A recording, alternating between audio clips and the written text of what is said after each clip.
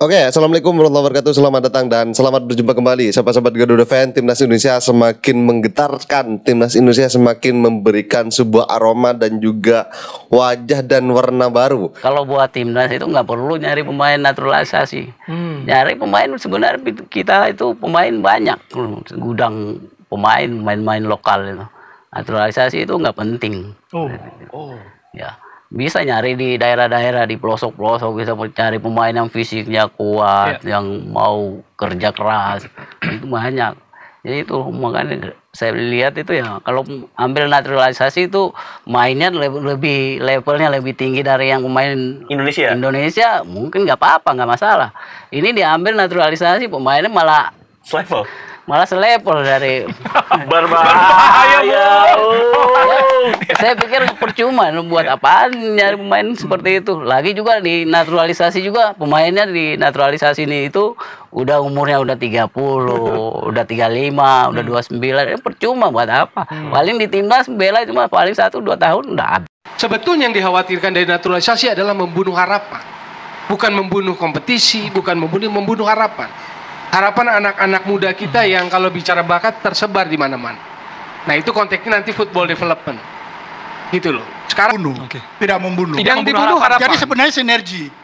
Jadi sinergi. Kalau membunuh harapan, kita bicara tentang youth di bawah. Suara harapan. Mereka kan dengan dia lihat hari ini Indonesia naik. Ketakutan itu yang harus direkam. Hari ini maka harus dikasih jalannya. Bung Toya coba lihat hari ini. Ya. Kita nggak lagi target ASEAN. Kita udah main Asia, ada kebanggaan di seluruh bangsa kita. Tapi ambil nah, itulah kebanggaan itu akan lahir di generasi muda. Karena di generasi muda, maka mimpi yang Anda katakan tadi mati akan hidup. Kita nggak akan pernah prioritas Asia. Kita nggak akan pernah prioritas Asia. Tapi kalau main di ASEAN kita harus ambil. Itu kan logika sepak bola. Bahwa catatan kritis seberapa banyak sampai kapan? Karena satu, butuh dukungan support negara. Dan teori hari ini di periode Erick Thohir memang federasi sangat disupport oleh negara. Makanya naturalisasi bisa dilakukan seperti itu. Tapi sampai kapan? Karena secara regulasi, secara statuta, seorang ketua umum federasi PSSI cuma 3 periode maksimal. Kalau Sam jadi ketua PSSI dan melakukan saya gitu sah-sah aja. Tapi saya sebagai pengamat bola hanya ngingetin sampai kapan? Apakah itu sustain? Berkesinambungankah? Karena apa? Kita juga tidak ingin dengan hadirnya pemain-pemain yang diaspora ini menyingkirkan peran-peran pemain kita. Hoki Caraka sudah jarang ditampilkan. Syarif Muhammad yang saat ini menjabat sebagai anggota DPR RI memberikan kritikan dan merasa keberatan terhadap program naturalisasi yang saat ini tengah gencar dilakukan oleh PSSI. Menurut Syarif Muhammad, program naturalisasi hanya akan merugikan dan menyingkirkan para pemain lokal asli Indonesia. Bagaimana menurut kalian? Di era kepemimpinan dari Bapak Erick Thohir di sini, Timnas Indonesia untuk di round 3 kualifikasi Piala Dunia 2026 zona Asia ini membuat para lawan-lawannya panik dan juga tidak percaya bahwa mereka menganalisa begini, ternyata begini. Jadi itulah mode charset dari Bapak Erick Thohir. Dan tentunya satu hal yang penting lagi, para pemuja dan para akamsi dan lokal pride akan kepanasan atau kejang-kejang jika melihat 3 nama yang telah diumumkan oleh Bapak Erick Thohir untuk memperkuat Timnas Indonesia. Amin. Salah satunya siapa ya? Emil, Audero, kemudian Denjem, dan siapa itu satunya. Dan tentunya ini membuat para akamsi dan pemujanya dan jemaahnya, gerombolannya ini akan panik. Pesan saya sekarang, saya sampaikan bahwa tidak perlu berlebihan ya memberikan pujian kepada pemain-pemain naturalisasi ini.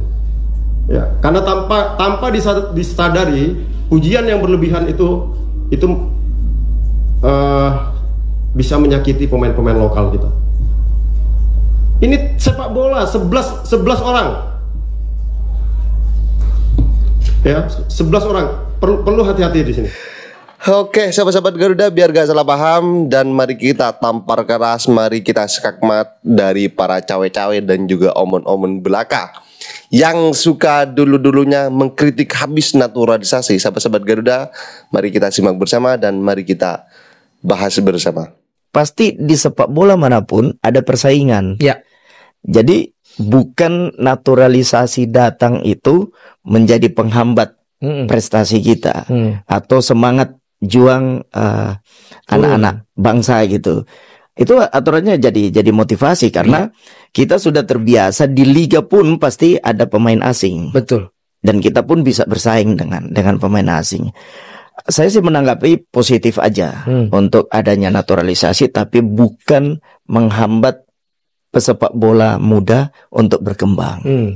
Maka di situ saya memberitahu ke pemain-pemain muda, termasuk orang tua, bahwa sepak bola ini luas. Ya. Sebetulnya luas, tapi komunikasi itu penting.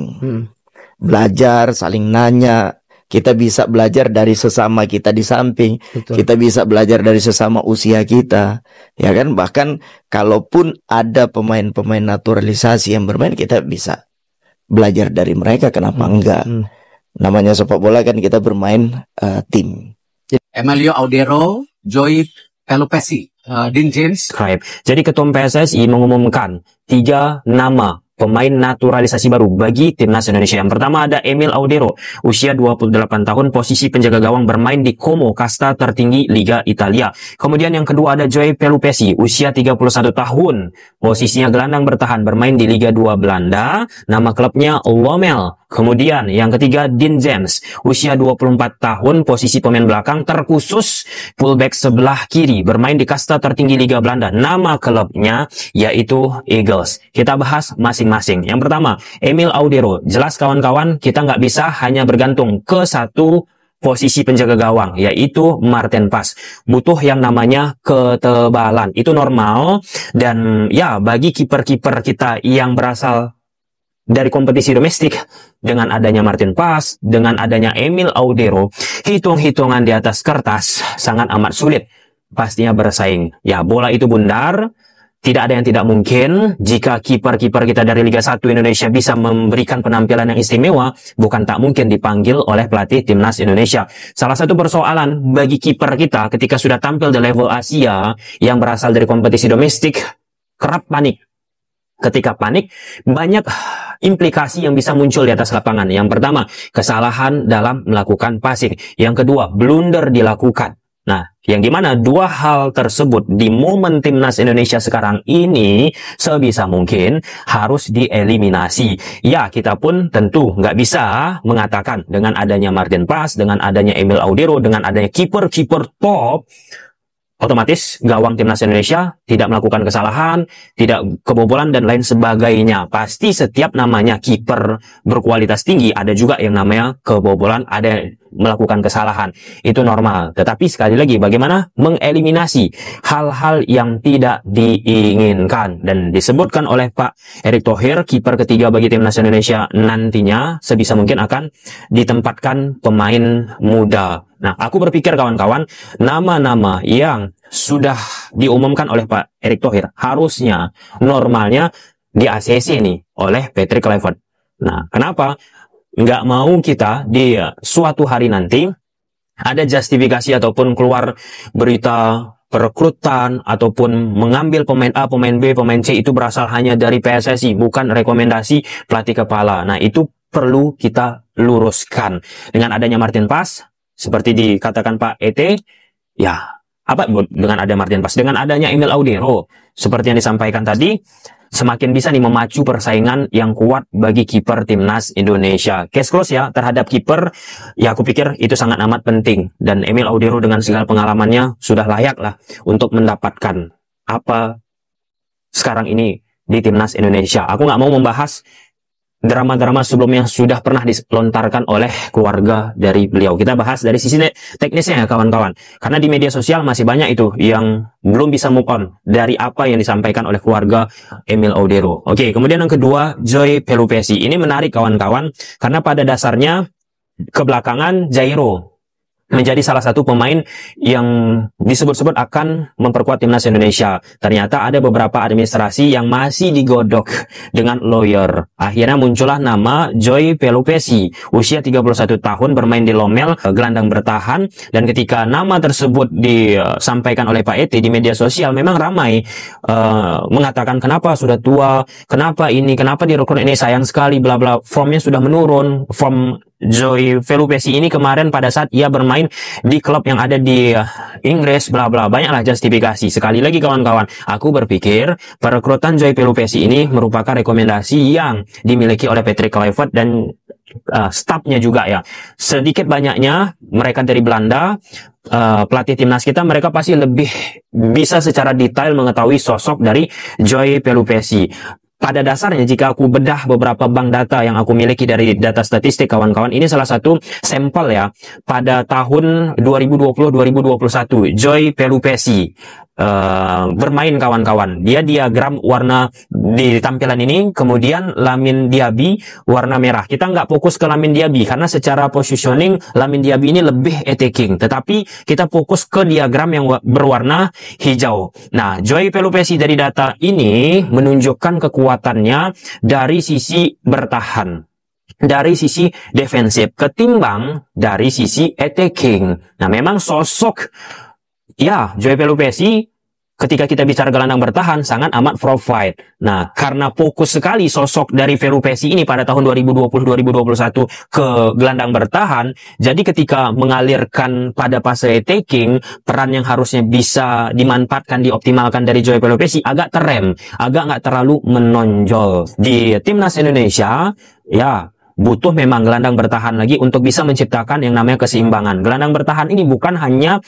secara konotasi pemain tersebut gelandang bertahan, tetapi bagaimana pemain tersebut memang punya secara power, punya secara fisik, punya secara intelijensi untuk bisa merusak, untuk bisa mengamankan, melindungi pertahanan dari timnas Indonesia. Berdasarkan informasi yang aku gali kawan-kawan, Joy Pelupesi ini termasuk pemain yang secara individu pada masa prime-nya, ya semoga bersama timnas Indonesia dia pun bisa memunculkan masa prime-nya, kerja keras. Ini dia, ya, penting nih, kerja keras, kemudian skillnya sangat amat menonjol. Skillnya itu bukan berarti harus gocek-gocek ya. Skillnya itu kan ada reading the game, bagaimana pembacaan situasi di atas lapangan, sosok gelandang bertahan, scanningnya kan harus kuat ini, membaca apa yang harus dilakukan untuk timnas Indonesia. Ya kita lihat aja bagaimana perkembangan yang akan dimiliki oleh Joy Pelupesi untuk timnas Indonesia nantinya.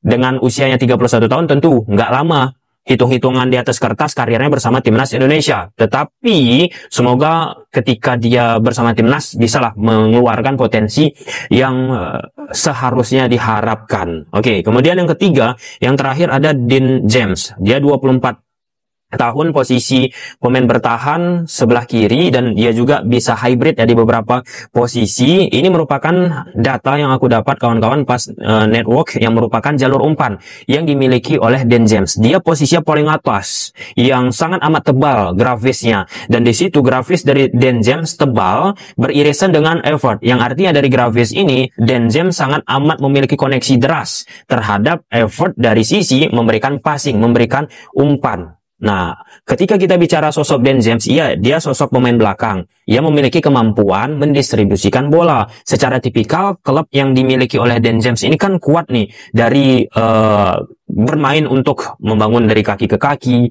Dan itu profile yang dimiliki oleh Dan James. Kekuatannya dari membangun permainan kaki ke kaki. Akhirnya membuat ketebalan datanya, pas networknya aplikasi kawan-kawan, bukan hanya sekedar kita melihat di atas lapangan, tetapi dari data pun beririsan.